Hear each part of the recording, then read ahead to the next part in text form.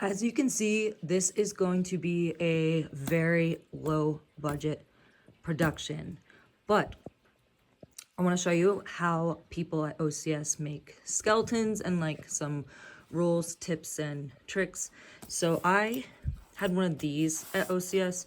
I don't even want to open this. I don't even want to think about that anymore. But this one I had at TBS and it was great. And it's Write in the Rain notebook. I'll explain that later because I would say most people at OCS use a laminated, and a mistake people make is that they make it too small. So this one is made out of, it's actually 2 sheets of paper, so each one of these is doubled just so it's a little bit more sturdy, and then I used packing tape to laminate. So moving on, the way you want to fold this is, so the first, well no, it's not the first paragraph, but the orientation comes first. I would leave a whole page blank because you're going to have to fill out your area operation boundaries like north, east, south, west. Then you're going to want to fill in your information that's covered in Okoka W, and in a video I explained what that was, and I'll go over it more in building an order from your shorthand. So the next page, paragraph 1 is situation, and the first sub paragraph is enemy forces, and you can't write anything here, but this is where your T-swale or salute and draw D goes. Next subcategory is friendly forces, and then friendly forces has 3 subcategories. The reason why I put supporting units down here is because at OCS it's going to be none. So just don't leave a lot of space. Higher unit mission. Don't stress too much about this because let's say you're a squad leader and your platoon commander is giving you the order.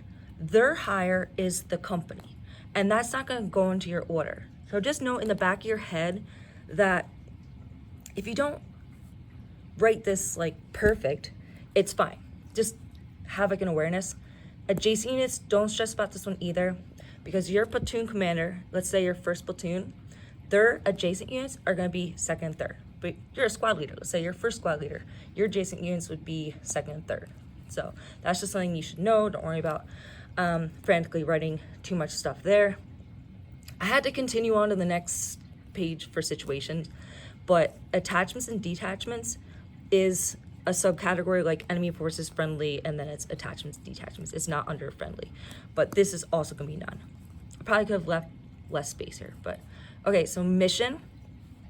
When you are receiving the order, let's say you're the squad leader, you're receiving it from the platoon commander. So just know that this is really important to get because it's going to go, when you build your order, this mission is gonna go here. So leave enough room for the 5 W's, who, what, when, where, why, but like the why is really important. So then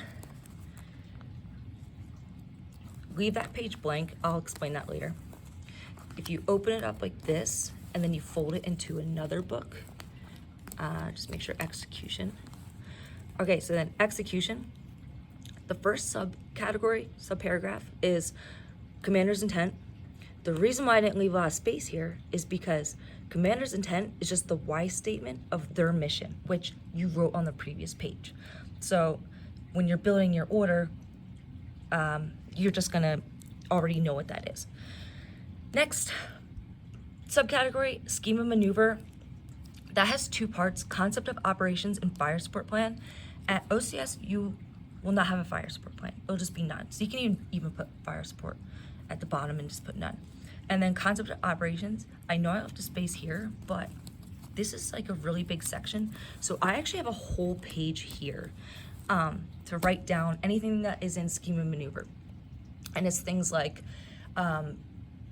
distribution of forces. So that's like 1 main effort, 2 supporting efforts. Then it's like direction of attack. Then it's like form of maneuver, like is it frontal, flanking, and then formation of movement, like how are you moving? But sometimes people put it here. But just, there's a lot of info here. Now, tasks. So like, let's say, your platoon commander, there's first, second, third squad. And let's say you're in first squad. This task that they give you is your mission. So make sure that they say, First squad, you are the main effort. Make sure that that's the one that you get really good. Second, third, it's good to know those. Just don't be so hasty. They'll go into here, adjacent units, but just know that your task becomes your mission, and that's the most important. Coordinate instructions, I would leave almost half a page, and that's things like time of attack, maybe formation of movement. They'll do it here. Just is anything that like wasn't covered here. And then, yes, the fourth and fifth paragraph can all fit on this page because admin and logistics, the two subs are admin and then logistics. But as I said in one of my videos, in admin and in logistics, there's both something to do with friendly and then something to do with enemy. So in admin, the thing that has to do with friendly is what you do with your killed in action and wounded in action. Sorry, just drew a blank there. And then your enemy admin is your EPW, enemy prisoner of war. Then your logistics, once again, there's something to do with friendly, something to do with enemy. And so friendly would be like your food and water. And then the enemy-oriented logistics is like your weaponry.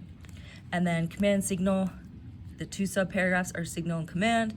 Signal, don't leave a lot of space because it's always going to be hand, arm, voice on contact at OCS. TBS, you'll have like radios and colored flares and stuff. And then command has two subcategories, location of key leaders and succession of command. So it's like, where are the higher, so like the first platoon commander, they'll either be with like first, second, or third squad, so you want to write that. You want to write where the corpsman is, the company gunnery sergeant, the first sergeant, you know. And then succession of command, your platoon commander will say something like, in the event that I'm a casualty, succession of command will be first squad leader, then second, and then third. So then what you want to write is like, you know, 1, 2, 3. And then you know that, you know, you're up if something happens to your platoon commander. Now, originally when I had this folded in the beginning, there was another blank page.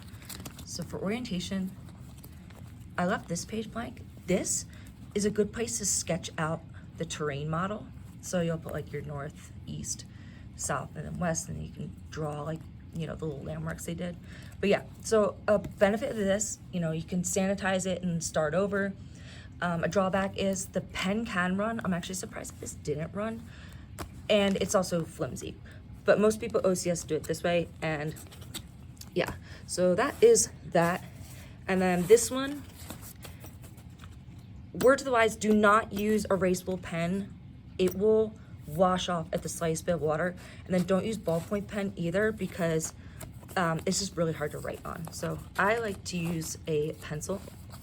Now, if you do it this way, you might have to rip out these 2 pages and then just like tape it along the side. Don't tape over here because I don't want your instructor thinking like, oh, you have like some answers written down. But like, you could just take out these 2 pages and then orientation, you know, here, and then situation. I feel like you can fit that all there. Then, you know, your mission, then your execution, which goes all the way into tasks here. It's a very long section. It will make sense when I'll do the real-time video of me taking shorthand and then building in order. And then, yeah, the last page can be admin and logistics. But yeah, anyway, super low budget film. I probably said about 1 billion times, but yeah. Anyway, I hope this helped. I really struggled with this at OCS. So I asked for help from as many people as possible, and then hopefully you won't be in the same situation as me.